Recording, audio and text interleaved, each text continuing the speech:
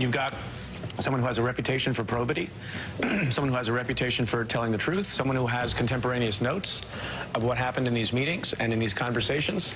On the other hand, I think a lot of people will tell you that the president himself sometimes makes accusations that turn out not to be true. I think he seems to have done that in a tweet this morning.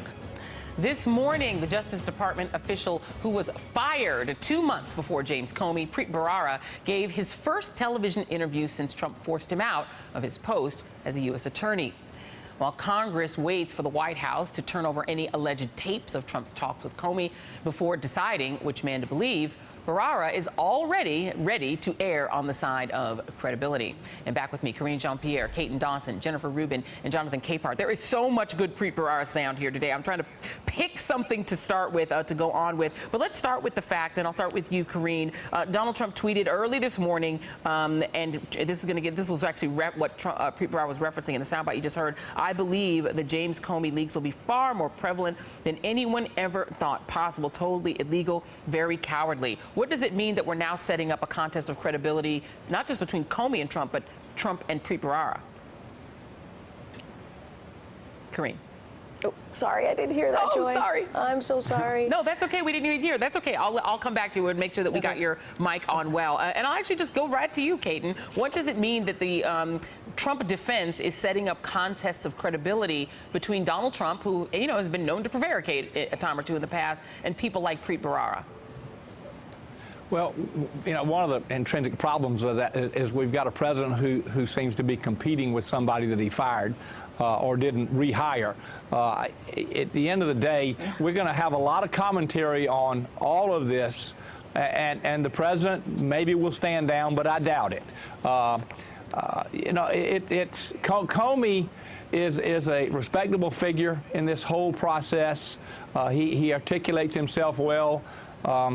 A couple of things that I'll tell you on commentary is Donald Trump's never going to show his taxes, and he's never going to testify under oath. I just don't believe either one of those things are going to happen because he doesn't have to. But we'll see how this plays out. We haven't talked about, are there really tapes in the White House now? That's another piece of confusion that we'll see exactly what it means. Yeah. No, sorry. That was just me. That was just me signaling to my crew. Sorry about that. No, don't keep talking. Keep talking. Hey, Joy. Yeah. So go ahead, Joy, Jonathan. Well, in this contest of credibility that we have here that's set up between the President of the United States and the former FBI Director, it's not even a fair fight. Yeah. James Comey has a reputation of moral rectitude going all the way back to that incident in the hospital room with then Attorney General Ashcroft. And he's going up against the President of the United States with a 34% approval rating and dropping.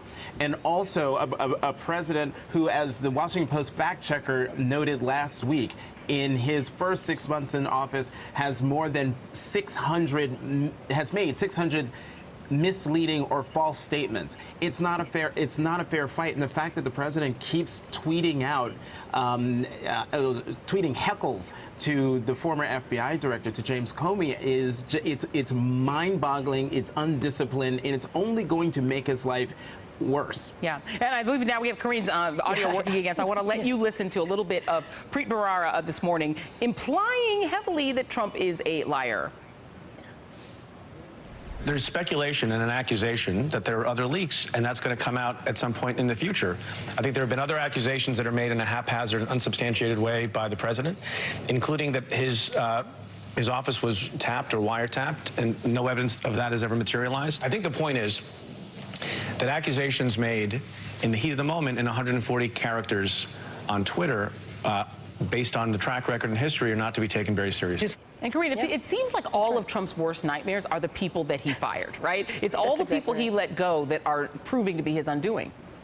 Right, and we all know that Donald Trump has like this allergic kind of relationship with the truth. He doesn't seem to even know what the definition of truth is. And there's another statistics or numbers that I want to bring up, which came from Washington Post last week.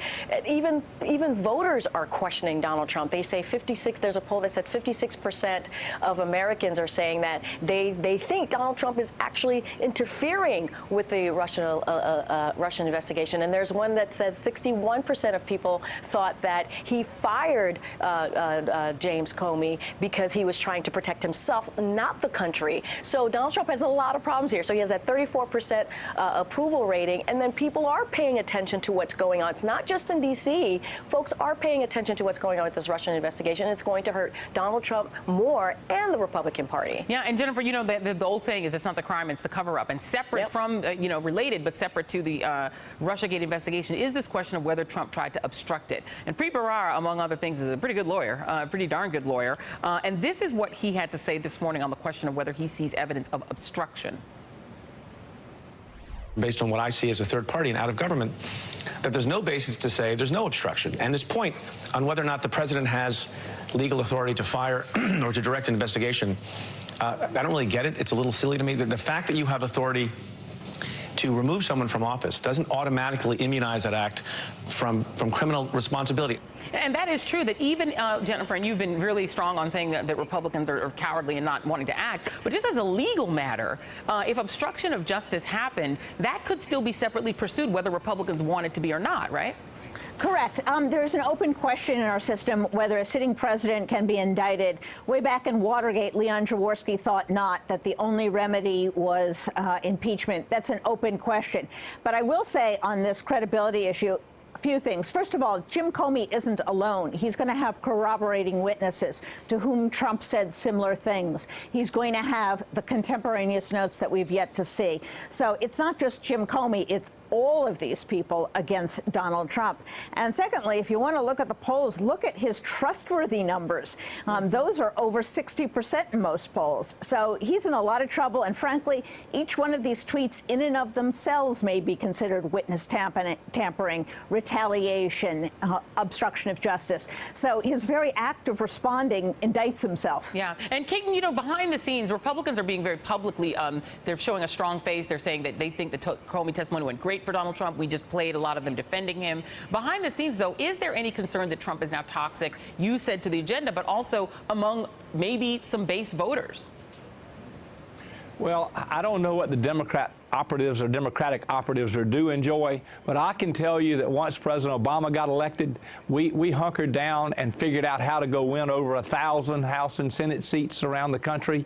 We found out how to win mayor's races on the back of very unpopular policies in the homeland that the President Obama was pushing. I don't know whether the Democratic Party is that well organized yet, and I don't know whether the toxicity of Trump is there. I find that he gets a pass well beyond the scope of anything I've ever seen as a politician. And I think just yesterday I heard him getting credit for trying to be different in Washington, for one who's willing to tell people where he is. So I can't tell you whether that poll number that we're seeing coming out of Quinnipiac or wherever it is going to be last. I can tell you that we're going to have a really, really good bellwether curve looking at 2018 and those 33 Senate seats that are up. Then we're going to know whether Trump's got a 2020 problem or a 2018 problem. And well, then let's just ask Karine Jean-Pierre. Karine, you're an activist in the Democratic Party. Is the Democrat, or an activist on the liberal side, is the Democratic Party equipped to take advantage of Trump's problems? Good question, Joy. I hope so. I mean, we are going to see Ossoff. The Ossoff race is going to be happening very shortly and on June 20th. So I think that'll be a great indicator of where we are currently. And if the energy is, it seems to still be on the Democratic side. And I am hoping that it'll be a wake-up call for the other side as well as to what's going on. You know, you guys cannot, Republicans can't continue just protecting Donald Trump and being his enabler.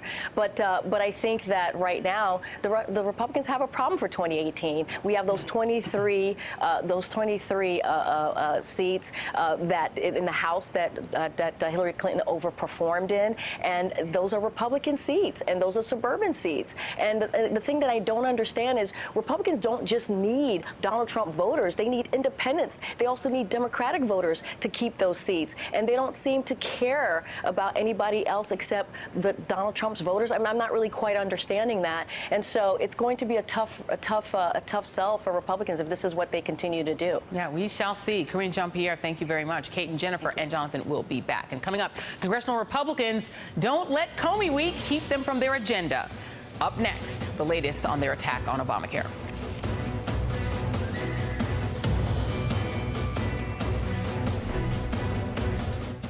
Hey there, I'm Chris Hayes from MSNBC. Thanks for watching MSNBC on YouTube. If you want to keep up to date with the videos we're putting out, you can click subscribe just below me or click over on this list to see lots of other great videos.